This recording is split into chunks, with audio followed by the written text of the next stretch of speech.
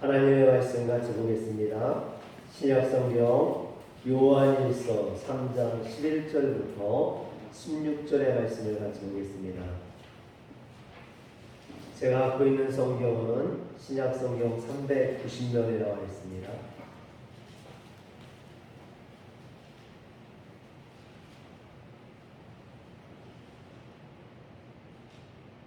요한일서 3장 11절에서 16절의 말씀을 같이 교독합니다. 우리는 서로 사랑할지니 이는 너희가 처음부터 들은 소식이라.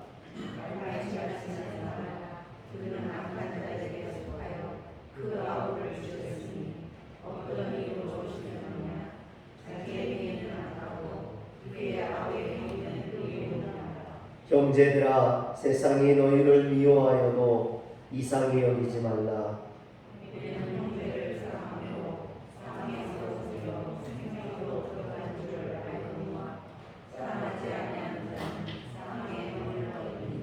그 형제를 미워하는 자마다 살인하는 자니 살인하는 자마다 영생이 그 속에 거하지 아니하는 것을 너희가 아는 바라. 그가 우리를 위하여 목숨을 버리셨으니 우리가 이로써 사랑을 알고 우리로 그들을 위하여 목숨을 버리신 것이 나타나리라. 아멘. 할렐루야. 하나님의 은혜와 사랑이 우리 성도님들에게 충만하게 임하길 주의 이름으로 축원합니다. 오늘 말씀의 제목은 가족 공동체로서의 교회입니다. 그런데 여러분, 가족이 무엇일까요? 제가 사전에서 가족이라는 것을 찾아보니까 가족은 부부를 중심으로 하여 그로부터 생겨난 아들, 딸, 손자, 손녀 등 가까운 혈육들로 이루어지는 집단 또는 그 구성원으로 혼인, 혈연, 입양 등으로 이루어지며 대개 한 집에서 생활한다 이렇게 되어 있습니다. 그런데 여러분, 단순히 혈연으로 묶여져 있다고 또 한 집에 산다고 정말 가족이냐라는 것입니다. 오늘날 한 집에 살지만 아버지와 자녀가 부모와 자녀가 말 한마디 안 하는 그런 가정들, 또 피를 나눈 형제지만 남보다 못한 그런 가족들이 얼마나 많이 있습니까? 진정한 가정, 도대체 이 진정한 가정이 뭘까요? 저희도 저희 아이들에게 이런 가정에 대해서, 가족에 대해서 이야기를 자주 하거든요. 그래서 가족은 가족 중에 누군가 이렇게 아프거나 힘들 때 다른 가족 구성원들이 그 빈자리를 메꿔주고 도와주고 힘이 되어주는 것이 가족이다라고 제가 자주 이야기를 합니다. 그래서 그런지 저희 집사람이 허리가 아파서 수술을 했을 때 소연이가 이렇게 엄마의 빈자리를 많이 메꾸더라고요. 지금도 많이 도와주고, 소연이뿐만 아니라 사야나 디아도 청소를 한다거나 빨래를 널고 설거지를 하는 것을 보게 됩니다. 이렇게 서로를 돕고 서로를 위해서 빈자리를 메꿔주는 것, 그게 진짜 가족이 아닌가 저는 그렇게 생각을 합니다. 그런데 신약 성경에 보면 교회를 이 가족 공동체로 묘사하는 곳이 많이 나옵니다.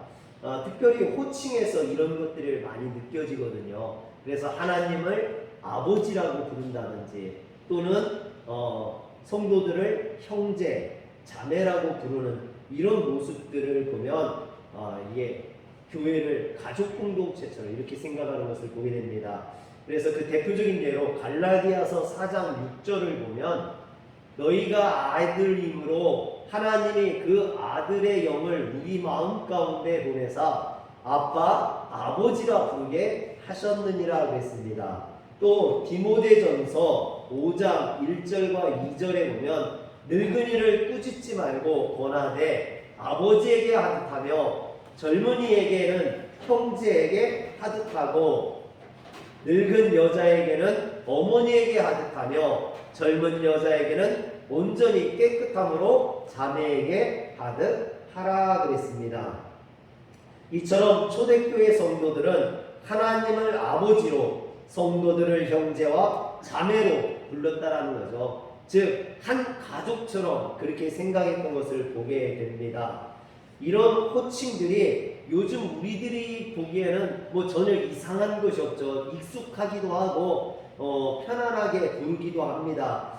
그러나 성경이 기록되던 그 당시 유대 사회는 계급 사회였기 때문에 이런 것들이 굉장히 충격적이었습니다. 왜냐하면 그 당시 교회 안에는 노예도 있고 그 주인도 있고 귀족들도 있었기 때문이죠. 그런데 노예가 주인을 향해서 형제라고 부른다라는 것이 가당치 않다라는 것이죠. 더군다나 교회에서는 성만찬을 하지 않습니까? 당시 성만찬은 예식이라기보다는 공동 식사에 가까웠습니다. 그러므로 노예와 주인과 귀족들이 한 자리에서 모여서 같이 식사를 나눴다는 거죠. 여러분, 어떻게 노예가 그 주인과 한 상에서 밥을 먹을 수 있습니까? 이건 당시 통념으로는 도저히 용납할 수 없는 그런 일이었다라는 겁니다.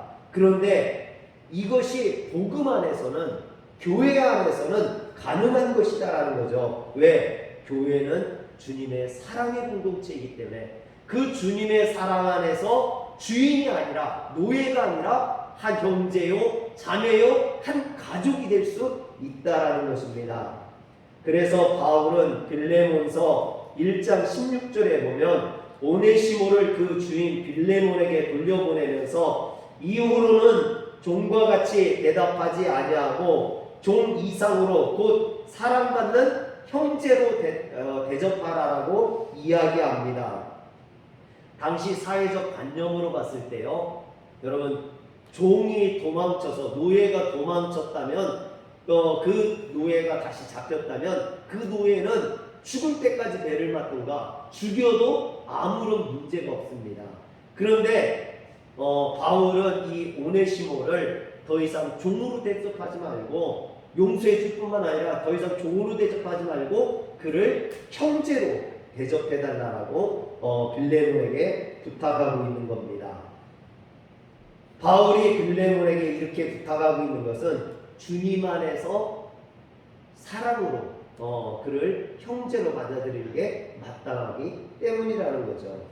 이처럼 초대교회는 하나님을 아버지로 모시고 예수 그리스도께 구원받은 감격으로 하나가 되어 그가 주인이든 노예든 세상의 신분과 상관없이 서로를 형제, 자매라고 부르는 아름다운 공동체인 줄 믿으시길 바랍니다.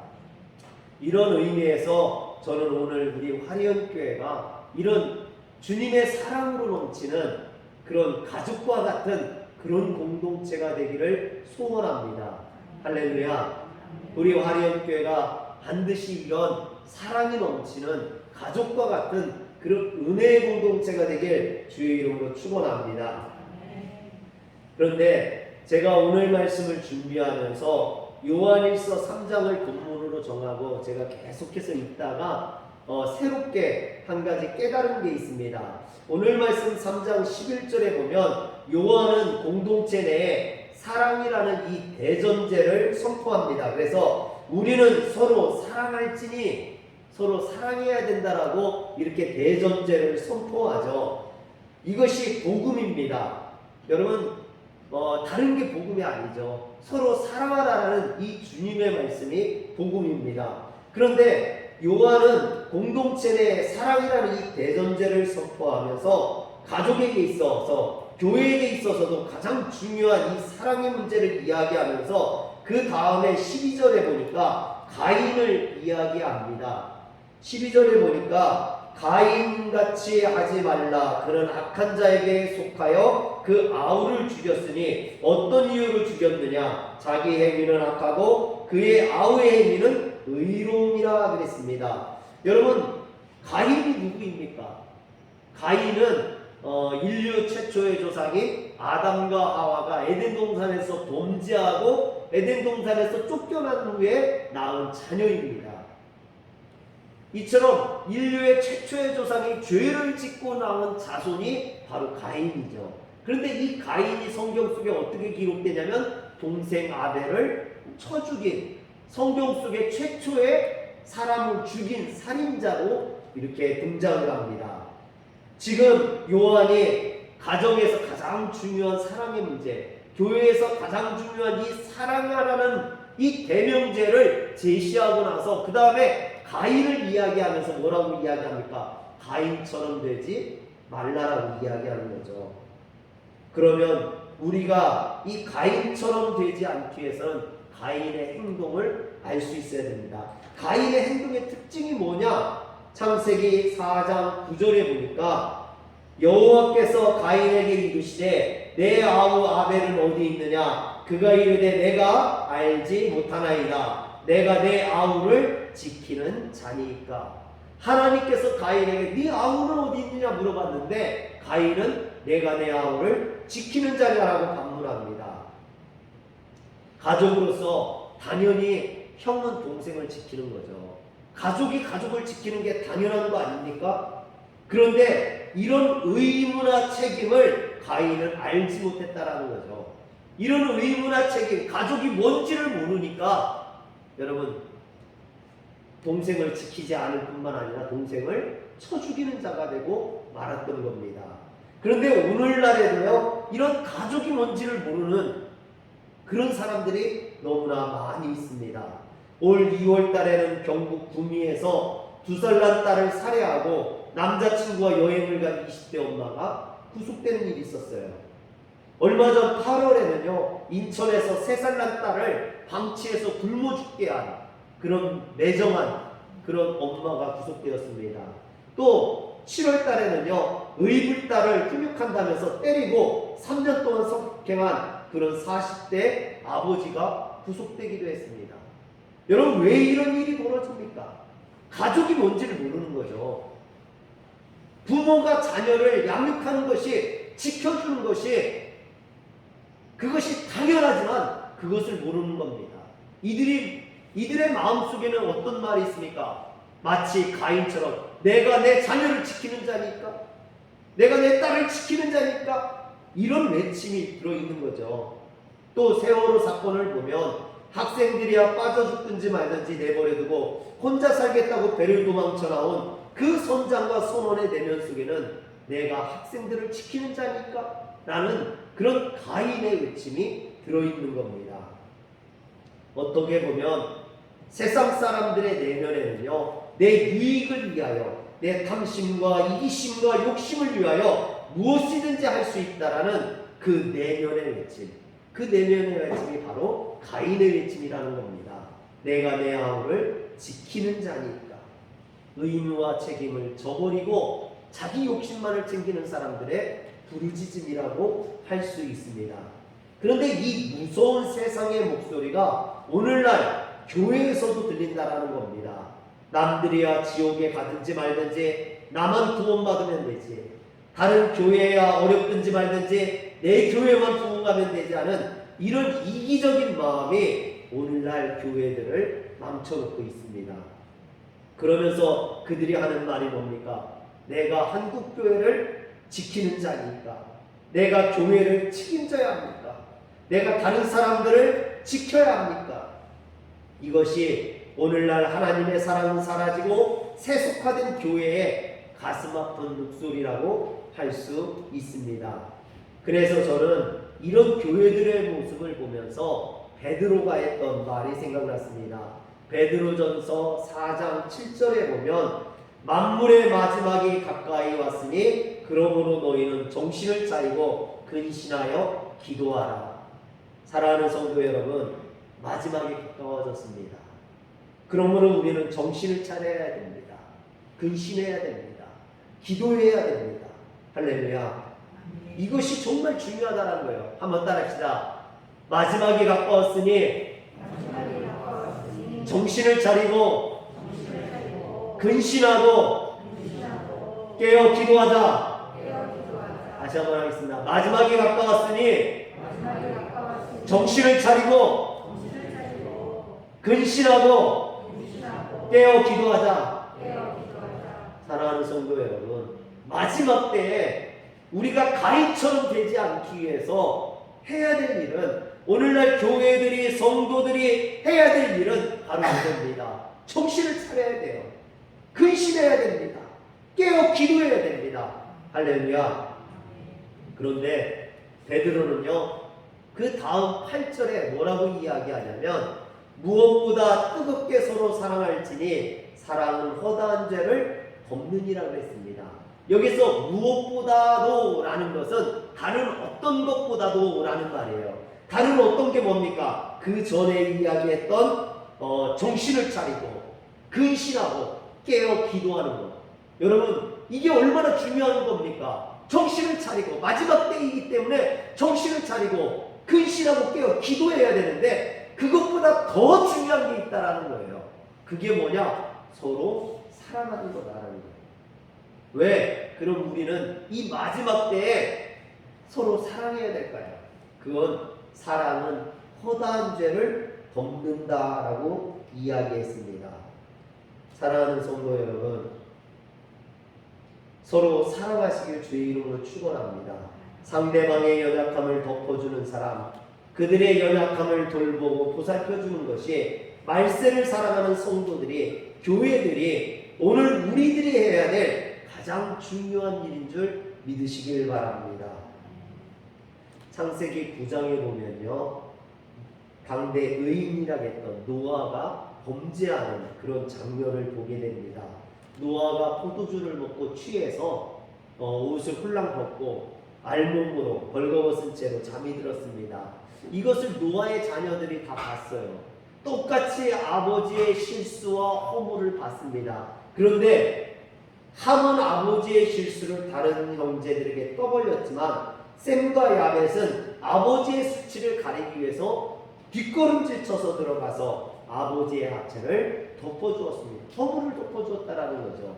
그런데 아버지의 허물을 들추었던 함은 저주를 받았고 그 아버지의 허물을 감싸주었던, 덮어주었던 셈은 하나님에게 축복을 받았다라는 겁니다. 저는 이 창세기 9장에 나오는 이 노아의 실수를 통한 그의 자녀들의 반응을 보면서 저 자신에게 이렇게 묻습니다. 이상별 목사야, 너는 함과 같은 인생이냐? 셈과 같은 인생이냐? 너는 다른 사람들의 잘못을 들추어서 그것을 드러내어서 부끄럽게 만드는 사람이냐? 아니면 다른 사람들의 허물을 감싸주고 덮어주고 보살펴주는 그런 사람이냐? 사랑하는 성도 여러분, 여러분들은 어떻습니까? 여러분들은 셈과 같은 사람입니까? 함과 같은 사람입니까? 다른 사람이 실수했을 때 그것을 덮어주는 사람입니까? 아니면 그것을 더 드러내서 창피를 주는 사람입니까? 오늘 교회가 어떤 교회여야 됩니까? 성도들이 어떤 성도가 되어야 됩니까? 사랑해서 덮어줄 수 있는, 부끄러움을 감추어 줄 수 있는, 서로를 보듬어 줄 수 있는 그런 교회가 되시길 주의 이름으로 축원합니다. 물론 우리는 하나님의 자녀로 하나님의 공의를 세우는 자가 되어야 됩니다. 불의를 보고도 적당히 덮고 넘어가서는 안 되겠죠. 하지만 그 어떤 것보다 우리가 우선해서 기억해야 될 것은 베드로가 오늘 우리에게 충고하고 있는 이 베드로전서 4장의 8절의 말씀입니다. 무엇보다도 뜨겁게 서로 사랑할지니 사랑은 허다한 죄를 덮느니라. 우리가 왜 이 말씀을 기억해야 됩니까? 그것은 우리가 먼저 이 허다한 죄를 덮는 이 사랑을 받았기 때문입니다. 그리스도께서 십자가에 못 박혀 피 흘리심으로 우리의 허물을 덮어주시고 우리의 죄를 용서해 주시지 않았습니까? 우리는 그런 사랑을 받은 사람들입니다. 그러므로 이제는 우리도 그런 사랑을 베풀 수 있어야 된다는 거죠. 먼저 그런 사랑을 받았기 때문에 나도 죄인이었지만 주님으로부터 사랑을 받았기 때문에 나도 다른 사람의 허물을 덮어줄 수 있는 그런 사람이 되어야 한다는 겁니다. 이것이 먼저 용서함 받은 사람의 도리이기 때문입니다. 이처럼 교회가 참다운 가족 공동체가 되는 데 있어서 가장 중요한 것이 사랑입니다. 여러분 성경에 보면 요한복음, 요한 1서, 2서, 3서, 요한계시록 이것의 특징은 뭐냐면 요한이 들어간다라는 거죠. 제목에 요한이 들어가는데 그 이유는 사도 요한이 기록한 성경이기 때문입니다. 그래서 이것을 함께 묶어서 뭐라고 하냐면 요한 문헌이다라고 이야기합니다. 그런데 이런 요한 문헌의 중심 사상을 한마디로 이야기하면 서로 사랑하라. 그래서 요한이 쓴 요한복음이나 요한 1, 2, 3서 또는 요한계시록에 보면 사랑하라는 말이 참 많이 나옵니다. 그렇다면 요한은 왜 이렇게 사랑을 강조했을까요? 제가 이렇게 찾아보다 보니까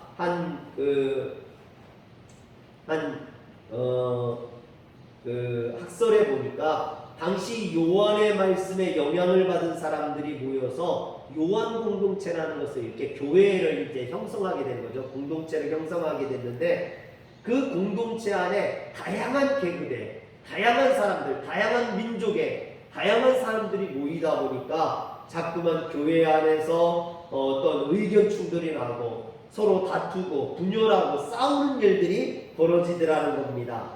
더구나 이단까지 들어와서 공동체를 혼란하게 하자 요한은 이런 요한 문헌을 써서 그들에게 서로 사랑할 것을 강조했던 거죠. 그러면서 공동체 안에서, 교회 안에서 가장 중요한 것은 서로 사랑하는 것이다 라고 이야기합니다. 할렐루야. 사랑하는 성도 여러분, 오늘 교회 안에서 또 가정 안에서 가장 중요한 것은 사랑하는 것인 줄 믿으시길 바랍니다. 우리 옆에 사람에게 얘기해 줍시다. 우리 서로 사랑합시다. 우리 서로 사랑합시다. 오늘 우리 시대에 바로 이런 메시지가 절실히 필요하지 않나 생각합니다. 저는 우리나라를 참 사랑하거든요. 그런데 아쉬운 것이 우리나라가 이렇게 서로 사랑하는 그런 나라라기보다는 대립하고 싸우고 다투는 그런 모습들을 보게 됩니다. 국민들이 정치로 나뉘고 진보와 보수로, 노인과 젊은이로, 남자와 여자로 서로 분열해서 다투는 것이 너무나 안타깝죠. 그런데 이런 문제를 해결할 수 있는 것은요, 정치가 아니에요. 세상이 아닙니다. 오직 교회뿐인 줄 믿으시길 바랍니다. 왜냐하면 교회는 사랑이기 때문에 그래요. 사랑으로 허다한 죄를 덮기 때문에 교회만이 이 사회를 치료할 수 있는 겁니다. 더군다나 교회의 십자가는 더하기 표시죠. 그런 빼기가 아니에요. 서로 나누고 편을 가르는 게 아닙니다. 교회는 더해지는 거예요. 누구든지 와서 더해지는 곳, 서로를 책임져주고 돌봐주고 지켜주는 곳이 교회입니다. 여러분, 교회는 편 나눠서 싸우는 곳이 아니에요. 가끔 교회들 중에 그런 교회들이 있어요. 목사님 편, 장로님 편, 아니면 이장로님 편, 김장로님 편, 이렇게 편을 가르는 분들이 있습니다. 교회는 그러지 않아요. 교회는 더하기입니다. 사랑은 더하기입니다. 감싸주고 돌봐주고 또 지켜주는 것이 교회입니다. 이것을 오늘 우리가 깨달아야죠. 그런데 요즘 교회들이요, 그러지 않아요. 교회들조차도 서로 편을 가릅니다. 앞장서서 분열을 조장하고 편을 가르는 것 같아서 너무나 안타깝습니다. 제가 기독교 세계라는 이런 목회자 잡지를 보는데 거기에 신흥 종교의 교주와 교인들에 대한 심리적인 분석이라는 논문이 실려서 제가 주의 깊게 봤습니다. 그 논문의 요지를 간략하게 요약하면요, 이단들이 사람들에게 접근할 때 교리를 가지고 접근하느냐, 그렇지 않다라는 거예요. 여러분, 우리가 생각할 때는 이단들 교리적으로 잘못된 사람들이기 때문에 교리적으로 접근할 것 같은데 그렇지 않다라는 거죠. 이단들은요, 신앙생활하면서 교회나 목회자나 성도들에게 상처받은 사람들의 그 상처를 파고든다라는 거예요.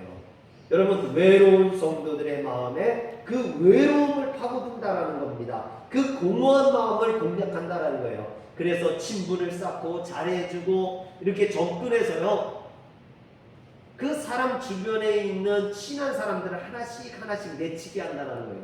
그리고 자기 주변에 있는 이단들을 끌어들여서 그 이단들로 그 빈자리를 메꾸게 하는 거죠. 그래서 이 이단에 빠지면요, 기존에 친했던 사람들이 다 떨어져 나가고 새로 이단들로 꽉 채워진다는 거죠. 근데 이 사람들이요 접근할 때 얼마나 잘해주는지 몰라요. 얼마나 반쓸개까지 다 빼줄 정도로 잘해줍니다. 그러니까 넘어가는 거예요. 에이, 내가 교회 다닐 때 교인들은 그렇게 안 했는데 이 사람들은 이렇게 잘하니까. 그래서 그 이단의 세계 속으로 빠져들어가게 되면요 그 주변에 다 이단들만 남게 되기 때문에 나중에 그것이 이단인 걸 알면서도 나가지 못한다는 거예요. 왜? 그 무리에서 나가게 되면 자기가 왕따가 되는 것 같고 자기가 혼자 되는 것 같으니까 그것을 벗어나지 못한다라는 겁니다. 사랑하는 성도 여러분, 그러면 성도들이 이단에 빠지지 않게 하기 위해서 어떻게 해야 됩니까? 교리를 가르치고 성경 공부를 시키고 물론 그래야 됩니다. 근데 더 중요한 것은요 교회가 이처럼 공허한 사람들, 외로운 사람들, 그들을 보듬어 줄 수 있어야 돼요. 그들의 상처난 가슴을 쓰다듬을 수 있어야 된다는 거예요. 자꾸만 상처를 주니까 나가거든요. 상처 주는 교회가 아니라 상처를 싸매어 주는 교회가 되시길 주의 이름으로 축원합니다. 어떤 분들은요 상처받아서 아픈데 거기에다 소금까지 뿌리는 경우가 있어요. 거 봐! 새벽 예배 안 나오니까 하나님이 심판해서 그러지. 여러분 소금 뿌리지 마시고 감싸주시고 어려움 당한 사람들을, 힘든 사람들을 위로해주고 기도해줄 수 있는 곳, 그것이 바로 교회인 줄 믿으시길 바랍니다. 그래서 제가 누누이 얘기하지만 교회나 가정은요 같은 구조로 만들어져 있어요. 가정도 누군가 아프면 서로 사랑해서 감싸주고 도와주는 것처럼 교회도 그래야 되는 겁니다. 그게 교회의 사명인 거죠. 여러분들도 들어보셨겠지만 테레사 수녀가 노벨 평화상을 받았는데 그 노벨 평화상을 받을 때 사람들이 뭐라고 질문했냐면 세계의 평화를 위해 우리가 무슨 일을 해야 됩니까? 그러자 테레사 수녀가 이런 말을 했어요. 세계 평화를 위해서 무슨 일을 하기 전에 먼저 조용히 당신의 가정에서 가족들을 사랑하십시오. 여러분 우리는 민족을 위해서, 나라를 위해서, 이 땅의 교회들을 위해서, 하나님의 나라를 위해서 내가 뭘 해야겠다 이렇게 결심하지만 여러분 큰 일을 하는 게 중요한 게 아니라 내 주변에 있는 사람들을 사랑하는 것, 내 가족을 사랑하는 것, 거기서부터 이 나라가 회복되고 하나님 나라가 확장되는 그런 하나님의 역사가 시작된다는 거죠. 사랑하는 성도 여러분, 성도들을 사랑하시길 바랍니다. 가족을 사랑하시길 바랍니다. 그것이 교회를 회복하는 길이요 이날에 하나님의 나라를 선포하는 그 지름길인 걸 믿으시길 바랍니다. 그런데 이처럼 교회가 가족 공동체가 되는 데 있어서 가장 중요한 것은 사랑인데 그 사랑은 결국 영적인 문제라는 거예요. 사랑은 육적인 문제라고 생각하는데 결코 그렇지 않습니다. 이것은 영적인 문제입니다. 오늘 이제 요한이 가인에 대한 이야기를 들었잖아요. 가인처럼 되지 말라라고 했는데 이 가인이 어떻게 했는지를 보면 창세기 4장 5절에 보면 가인과 그의 재물은 받지 아니하신지라 가인이 몹시 분하여 안색이 변하니 그랬습니다. 여기 보면 가인이 왜 분노했는지가 나와 있어요. 그 분노가 어디에서 시작됐느냐? 하나님이 가인의 제사를 받지, 제물을 받지 않았기 때문입니다. 가인이 아벨 때문에 화난 게 아니라는 거예요. 가인이 아벨에게 화가 나서 아벨을 쳐 죽인 게 아니라는 겁니다. 그럼 뭐 때문에 화가 났냐? 하나님과의 관계의 문제 때문이라는 거예요. 즉 영적인 문제라는 거죠. 사랑하는 성도 여러분, 오늘 우리가 어떤 사람을 보면서 너무 화가 나서 도저히 얼굴을 보기가 싫어. 또 그 사람을 생각만 해도 분노가 짓는다면 그 사람과의 관계의 문제가 아니라 사실은 내 안에 하나님과의 관계의 문제가 바로 되어 있는지 살펴봐야 된다는 거죠. 과연 내가 은혜 충만하고 있는지, 성령 충만해 있는지, 하나님의 말씀이 은혜의 강물처럼 내게 흘러들어오고 있는지. 여러분 내가 지금 분노하고 누군가를 미워하고 싫어한다면 그 은혜의 강물이 막혀 있을 수 있다는 거예요. 왜? 성령 충만한 사람은 절대 분노하지 않습니다. 성령 충만한 사람은 절대 화내지 않습니다.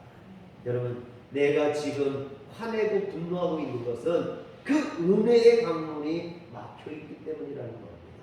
그러므로 사람과의 관계를 먼저 해결하기 전에 하나님과의 관계를 먼저 해결하는 이 영적인 문제를 해결할 수 있어야 된다는 거죠.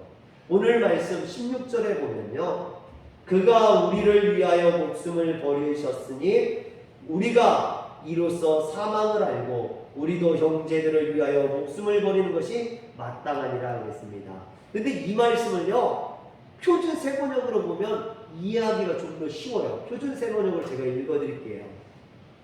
그리스도께서는 우리를 위하여 자기의 목숨을 버리셨으니 이것으로 우리가 사랑을 알게 되었습니다. 그러므로 우리도 형제 자매를 위하여 목숨을 버리는 것이 마땅합니다. 아멘. 아멘. 우리 성도님들 다른 사람들을 위해서 목숨을 버리라고 하니까 아멘을 안 하셔요. 다른 사람을 위해서 목숨 버리는 게 쉽지 않죠. 사실 저도 이 말씀을 준비하면서 제가 기도한 게 있어요. 제가 우리 성도님들에게 다른 사람을 위해서, 성도들을 위해서 목숨을 버려야 된다 이렇게 이야기해야 되는데 저도 자신이 없는 거예요. 저도 우리 성도들을 사랑하지만 성도님들 대신 죽으라고 하면 죽을 만한 그런 자신이 있을까 제가 의문이 드는 거예요. 그렇다고 저한테 사랑 없다고 얘기하지 마시고, 여러분, 저 자신도 자신이 없는 거예요. 그래서 제가 하나님 앞에 기도했어요. 하나님, 이 말씀이 제 삶을 통해서 이루어지기를 소망합니다. 그런데 지금 저의 영적인 수준으로는 제가 우리 성도들을 위해서 죽을 만한 그런 자신이 솔직히 없습니다. 솔직히. 그러나 주님께서 은혜 베풀어 주시고 성령 충만케 해주시면 능력 주시는 자 안에서 모든 것을 할 수 있다겠는데, 제가 성도들을 위해서 죽기까지 사랑할 수 있도록 그런 참된 목회자가 될 수 있도록 주님 저에게 은혜 베풀어 주세요. 할렐루야. 저는 지금 솔직히 자신이 없습니다. 그러나 하나님이 은혜 베풀어 주시면, 성령님이 충만케 해주시면 정말 제가 우리 성도님들을 대신해서 죽을 수 있는 그런 목회자가 되지 않을까 그렇게 생각을 합니다. 여러분, 사도행전 9장에 보면 사울의 회심장이라고 하죠. 거기 보면 사울이 다메섹으로 믿는 성도들을 잡아가두려고 달려가다가 빛 가운데 역사하신 예수님을 만나고 소경이 돼서 거꾸러집니다. 그런 장면이 나오죠. 그런데 그때 하나님께서 다메섹에 있는 아나니아를 부르시죠. 그래서 사도행전 9장 10절과 11절 한번 읽어볼까요? 10절, 사도행전 9장 10절. 그때 다메섹에 아나니아라 하는 제자가 있더니 주께서 환상 중에 불러 이르시되 아나니아야 하시거늘 대답하되 주여 내가 여기 있나이다 하니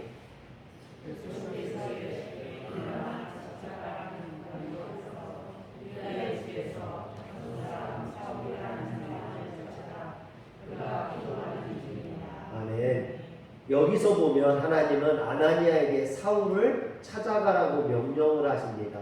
그러나 아나니아 입장에서는요, 이것이 굉장히 난감한 거예요. 왜냐하면 사울은 교회를 핍박하고 성도들을 잡아가두는 그런 원수와 같은 자였습니다. 혹시 아나니아가 사울을 찾아갔다가 잘못되면 사울에게 잡혀서 죽을 수 있는 거예요. 그가 원수이기도 하지만 잘못하면 이 아나니아가 죽을 수 있는 그런 문제인 거예요. 그래서 아나니아가 하나님 앞에 뭐라고 합니까? 13절에 보니까 아나니아가 대답하되 주여 이 사람에 대하여 내가 여러 사람에게 듣사온즉 그가 예루살렘에서 주의 성도들에게 적지 않은 해를 끼쳤다 하더니 그랬어요. 그 얘기는 뭡니까? 성도들에게 해를 끼치는 자라는 거예요. 그가 나에게 해를 끼치면 어떻게 합니까? 내 생명을 해치면 어떻게 합니까? 여러분, 그런데 하나님께서는 이 아나니아에게 그 사울을 찾아가라라고 명령하십니다. 그러면 여러분들은 어떻게 할까요? 여러분들은 우리 성도님들이야 믿음이 좋으니까 아멘! 하고 가시겠지만 저같이 믿음이 연약한 사람은 제가 사울을 지키는 자니까 가인이 그랬던 것처럼 내가 내 동생을 지키는 자니까 말했던 것처럼 내가 사울을 지키는 자니까 내가 사울과 무슨 상관이라고 사울이 죽든 말든 눈이 멀든 말든 그게 다 무슨 상관입니까? 내가 왜 가야 됩니까? 이렇게 말할 수 있겠죠. 그런데 아나니아는 그렇게 말하지 않았다는 거죠. 주님의 말씀에 따라서 사울에게 가가지고 그 사울에게 안수함으로 사울의 눈에서 비늘 같은 것이 벗겨지고 그가 보게 되어서 사도 바울이 되는 그런 능력의 역사가 나타나지 않습니까? 만약 아나니아가 하나님의 말씀에 순종하지 않았다면 우리가 아는 사도 바울은 탄생하지 않았을 수도 있습니다. 존재하지 않았을 수도 있죠. 사랑하는 성도 여러분, 사람을 용서하는 것은 내 감정으로 하는 게 아니에요. 내 감정이 좋아질 때까지 기다렸다는 것도 아닙니다. 하나님의 말씀에 순종하여서 의지적인 결단을 가지고 하는 것입니다. 저는 사랑도 마찬가지라고 생각해요. 먼저 손을 내밀어야 됩니다. 그들의 어물을 덮어줄 수 있어야 됩니다. 오늘 우리들이 사도 바울과 같은 그런 위대한 사도는 아니라 할지라도 아나니아처럼 사도 바울을 위해서 기도해 줄 수는 있지 않습니까? 여러분, 저는 우리 화려교회가 하나님의 사랑으로 하나 되는 그런 아름다운 공동체가 되기를 소원합니다. 그런데 저는 이런 가족 공동체를 만들기 위해서 사랑해야 됩니다. 그런데 사랑해야 됨을 이야기할 때 여러분 사랑에 대해서 논리적으로 또는 이론적으로 장황하게 떠들고 싶지 않아요. 왜? 사랑은 이론이 아니거든요. 사랑은 실천입니다. 사랑은 행함입니다. 원수를 사랑하겠습니다. 여러분 원수를 사랑하시기 바랍니다. 그렇다고 원수를 찾아서 멀리까지 갈 필요도 없어요. 어떤 분이 그러다가 내 원수는 바로 옆에 있다고. 응? 내 아내가 원수고 내 남편이 원수. 맞는 말이에요. 여러분 왜 그렇습니까? 가장 가까이 있는 사람이 가장 상처도 많이 줘요. 여러분 사실 부부간에 가장 많이 상처를 주고 부모 자식 간에 가장 분쟁이 많아요. 그렇지만 그것이 두려워서 결혼을 안 하거나 가정을 안 가질 수는 없지만 왜? 또 그 사람이 상처도 많이 주지만 힘도 많이 줘요. 용기도 많이 주고 위로도 가장 많이 해주고 힘들 때 가장 큰 버팀목이 되어주기도 합니다. 부부간에 그런 거예요. 서로 힘들고 어려울 때 힘이 되어주고 용기가 되어주고 아프고 힘들 때 감싸주고 위로해주는 사람. 그게 가정이죠. 가족이에요. 그게 교회고 성도입니다. 주님께서 요한복음 13장 34절에서 35절에 이런 말씀을 하십니다. 새 계명을 너희에게 주노니 서로 사랑하라. 내가 너희를 사랑한 것 같이 너희도 서로 사랑하라. 너희가 서로 사랑하면 이로써 모든 사람이 너희가 내 제자인 줄 알리라. 아멘.